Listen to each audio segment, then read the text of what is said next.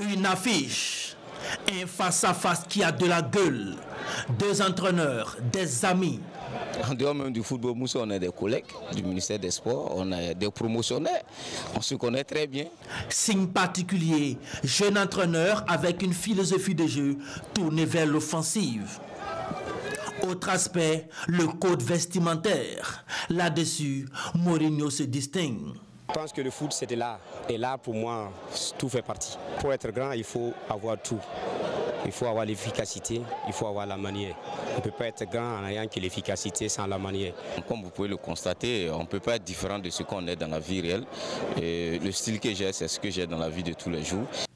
Sur le terrain à présent, l'AS Sonabel à l'initiative du jeu. Une première action à la demi-heure de jeu. 33e minute, Mohamed Ouattara transperce la défense Racingmen. Sa frappe est imparable. L'AS Sonabel tient le bon bout.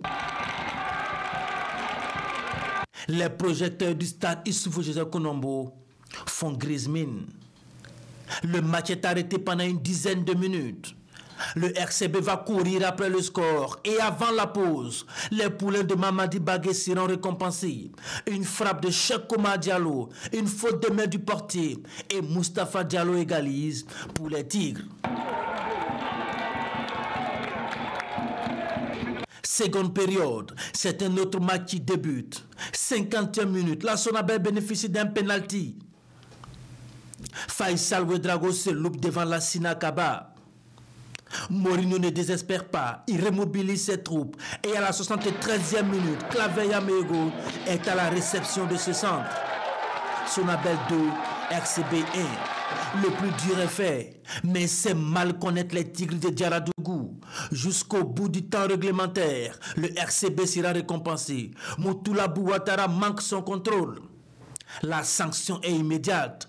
Assami Sansanda ne se rate pas et égalise pour le RCB. Sonabel 2, RCB 2. Je pense que le football, ça se joue aussi sur l'aspect mental. Lorsque vous menez à 2 reprises et vous faites les jeunes, je pense que c'est un aspect qu'il faut travailler. Mais dans l'ensemble, je pense que les enfants se sont bien battus. On méritait quand même la victoire, mais le mérite vient à la fin du match lorsque vous vous rendez compte que vous avez plus de buts que l'adversaire.